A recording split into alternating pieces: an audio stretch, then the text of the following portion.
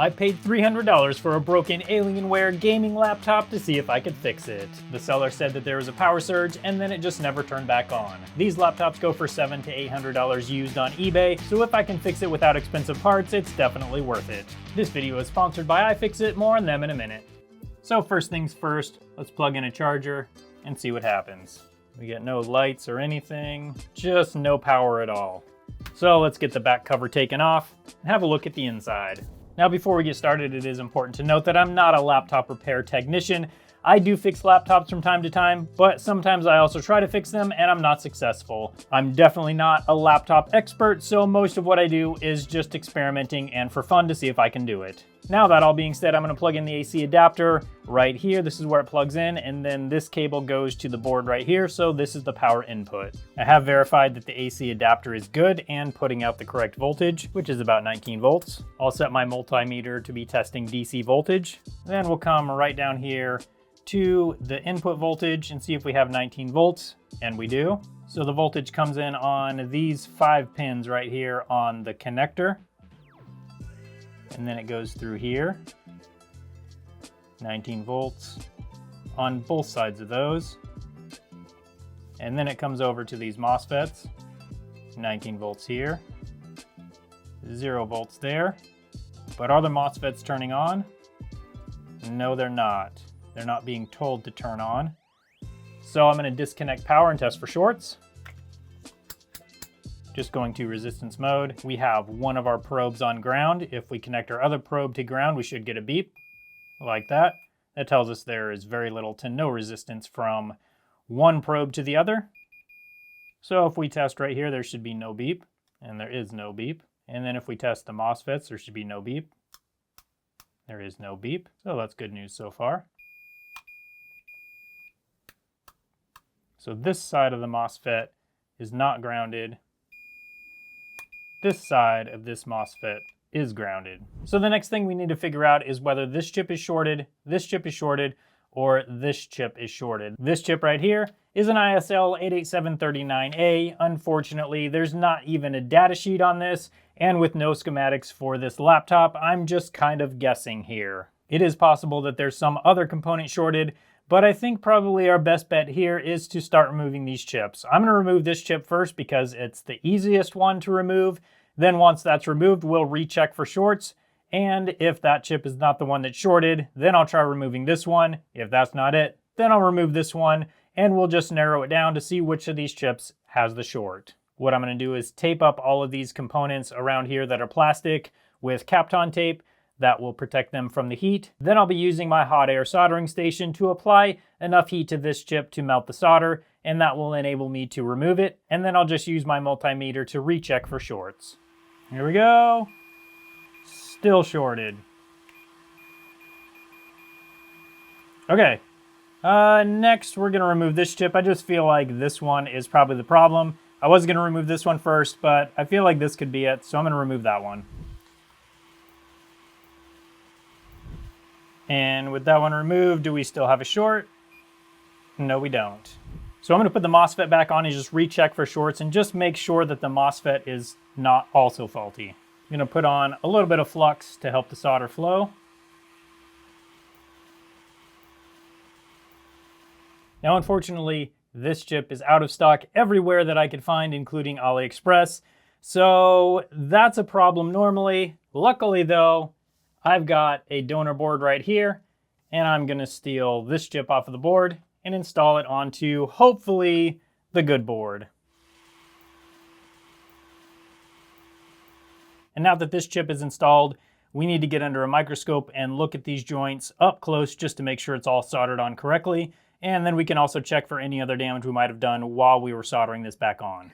Now, you've probably noticed me using things like multimeters and tool kits and even some pry tools and various other tools. You can buy all of that stuff right on iFixit's website, ifixit.com/TronicsFix. The great thing about all their tools is they have a lifetime warranty, so no matter what you're doing, if something happens to one of their tools, you can just contact them for a free replacement. This bit and driver kit has most any bit to open almost any device. This is my go-to kit as it's a little bit smaller than some of their other kits, but it also has a lot of different bits for almost anything. Another thing that I love about about iFixit is they have a section on their websites that's just for question and answers. So if you have a question about your broken electronics device, you can go right to ifixit.com and ask them your question, and there's experts online all the time that will try and help you with your question. So iFixit is your one-stop shop for tools, for parts, and for repair guides and question and answers. And even better, iFixit is a huge proponent of the right to repair. So I highly recommend checking out iFixit at ifixit.com/TronicsFix. I'll leave a link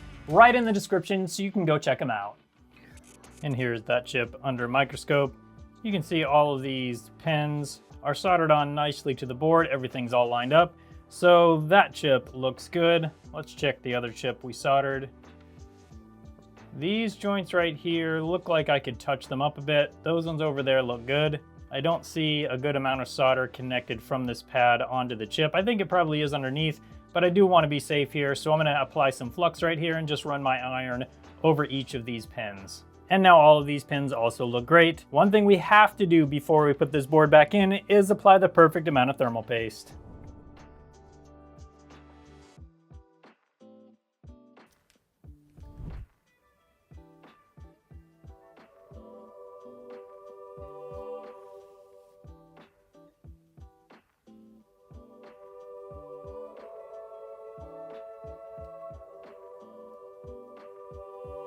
And there we go. Now with the perfect amount of thermal paste, it's definitely going to start up as soon as we get it installed and turned on.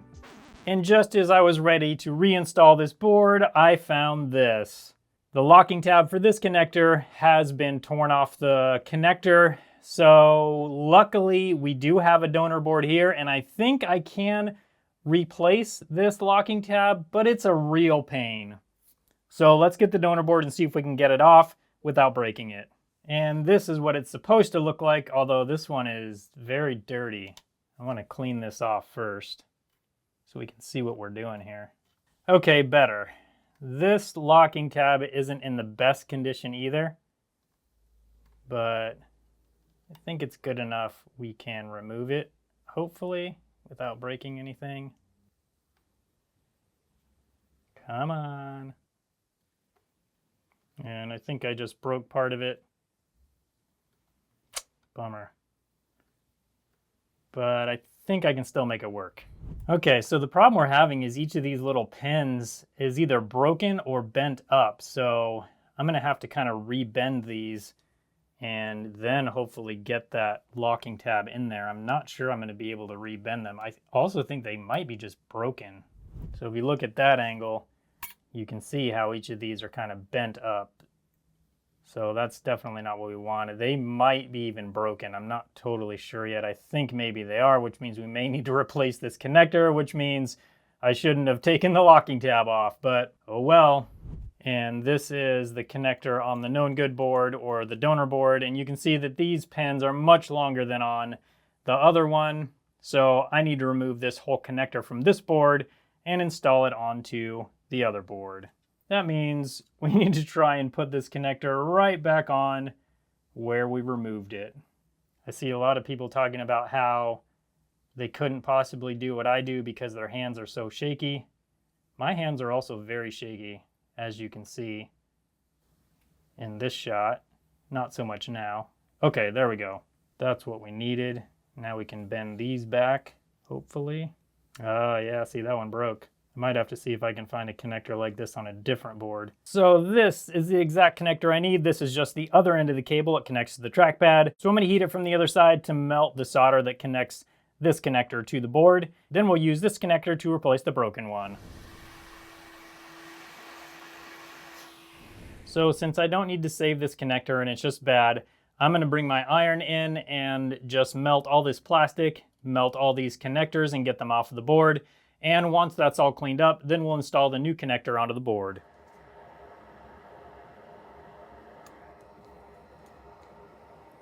And just like that, we have a new connector soldered onto the board. All these pins are soldered on nice and solidly. The locking tab is working great. So let's get this board back installed into the case. Then we can try and turn it on and see what happens.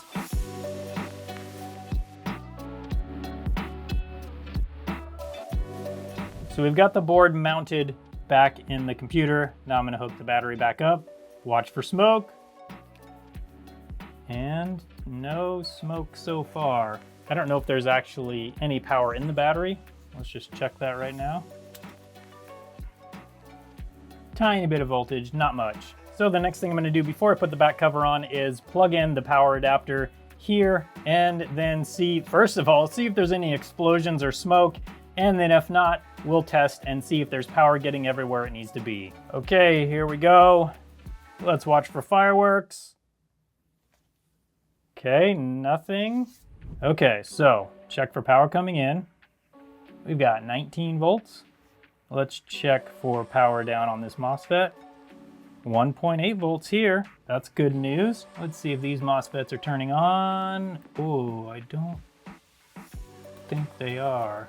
Got 19 volts over here and nothing over here. And it also looks like these are turning black right here. So I'm not sure, but we might have just burned these two out. So let's remove power and check for shorts. Okay, and that one's not shorted. That's not shorted. Okay, we don't have anything shorted. I mean, that's good news. These pins here though, I feel like they were not that black when I started. So I've got a thermal camera hooked up. I'm gonna plug it in and see if anything gets warm. Okay, and not really anything. We got a little warmth down here, but not really anything notable is getting super warm. So, I mean, that's sort of good news. I think that means there's not a direct short anyway, which we measured and didn't find one, so that's good news. Now, I do want to check and see if the battery is being charged here. We have 0.3 volts. So as far as I can tell, these MOSFETs are still not being told to turn on, and I'm not sure why. We've got 19 volts coming in right here, and just nothing going out, and nothing enabling them. And as far as I know, that is this chip's job right here, the one we replaced. Also, the battery is not being charged at all. Let's try and unplug the battery and plug it back in and just see if that does anything at all. And we still get 0 volts. And then we'll plug the charger back in and let's see if that did anything at all. 0.2, well, it's like it initially almost tries to turn on and then turns itself off, is what it seems like. Let's try this. Let's leave our meter connected like this, unplug it, and then plug it back in. Yeah, there we go. So it turns on.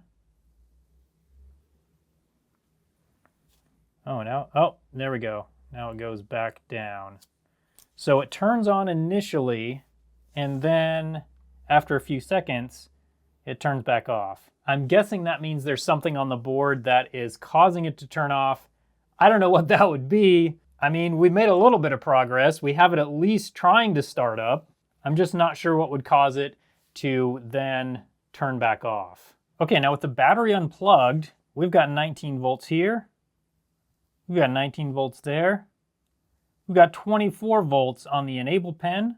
So maybe the problem is that we've got a faulty battery. Our voltage is just staying nice and steady. Let's see if we have any lights on the board, like see if the power button will light up for us with the battery unplugged.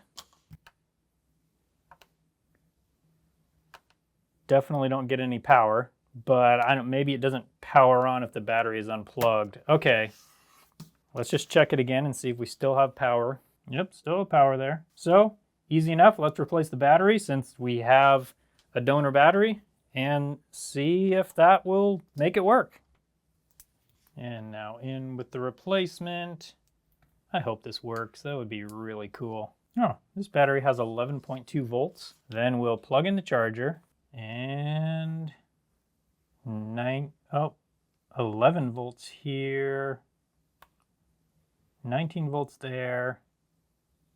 Still got 11 volts on the battery. I feel like that should be charging the battery. 11.66. Still staying turned on. 11.11, but I feel like it's not charging this battery. Hopefully it'll charge it. Let's open it up and see if we get any lights or anything like that. Now that we have at least hopefully a good battery. Definitely no lights here. Yeah, just nothing. So there's definitely something else going on here. So I just now noticed the battery is actually rated at 11.4 volts. It has 11.65. That makes me feel like this battery might be just fully charged, and so maybe that's why the motherboard isn't doing any charging on the battery. Now I was able to find a schematic for this, and on the schematic it says the battery voltage is at 12.6. So I don't know if that's a mistake in the schematic or whether this battery fully charged is 12.6 volts.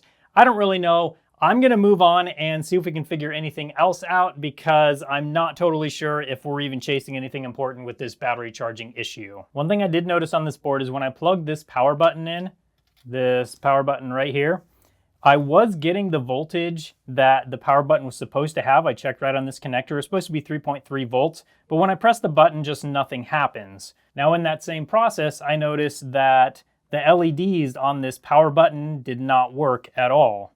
The LEDs take 5 volts from this little pin right here, so let's check it and see how many volts are on it. So if we go right here, yeah, we get 0.2 volts. So we're missing a 5 volt rail on this board. Now looking at the schematic, PU501 looks to be the enable chip for the 5 volts. The 5 volts is right here. This out pin right here, it also goes up to here. So what I need to do now is find this chip on the board and see if it's being enabled. We got an enable 1 and enable 2 right here. So pins 5 and 6 on PU501. Now unfortunately I can't quite fit this under my microscope, it's just too big. But I did find 501, it's located right here, PU501 on the side. So we need to check pins 5 and 6. We also need to check and make sure it's getting 19 volts. That is the input voltage to the chip. So the first thing I want to check on this chip is to see if it has input voltage. It should have 19 volts in, and we do have that. So that is pin 1, pin 2, 3, 4, 5, and 6 is right here. We got 4.4 volts, and we have 3.1 volts.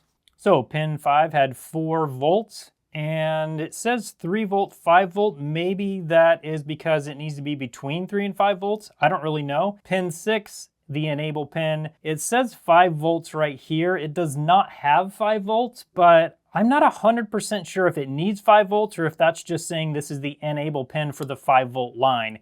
It does have voltage, but it doesn't have 5 volts. Let's check the output voltage, pin 8. That should also be 5 volts.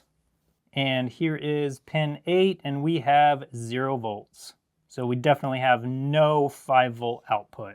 So I think we either have a problem with this chip or the chip that sends the enable voltage to this chip. Since I'm not 100% sure whether pin 6 that goes to this chip should have 5 volts or whether it should just have some amount of voltage, I don't know for sure whether this chip is faulty or not. I'm going to replace this chip and then see what that reading is. If we're still not getting the right readings out of this chip, then I'm gonna replace the chip that is responsible for putting the 5 volts on pin 6, assuming that that's what it's supposed to do.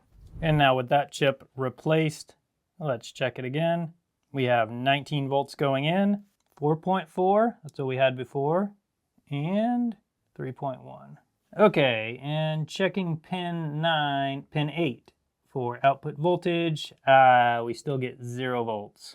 So that leads me to believe that pin 6 needs 5 volts on it to enable this chip. So we have to figure out where the 5 volts comes from. Again, I'm not an expert here. There's a lot of things I don't know about these clearly, but I think we are making some progress. The battery charger chip was definitely a problem, and that's now fixed.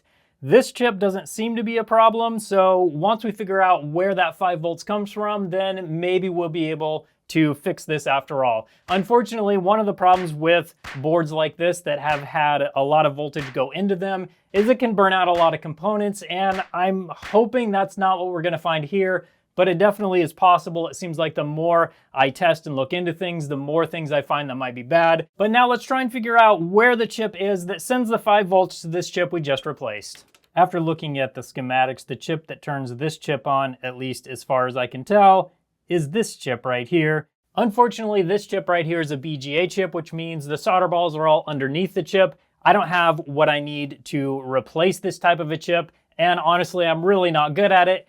So unfortunately, I think our repair journey ends here. I hate to say that because we've come so far on this board, but unfortunately, I think there's just too much power that went through too many parts of this board, and I'm gonna have to call this one non-fixable. If you like this type of video though, I'll put a link up on your screen now for a video that had a little bit different outcome. Click on that video and come hang out with me over there and see if I could fix that laptop. Thank you again to iFixit for sponsoring this video. Thank you for watching it, and I hope you have a good one.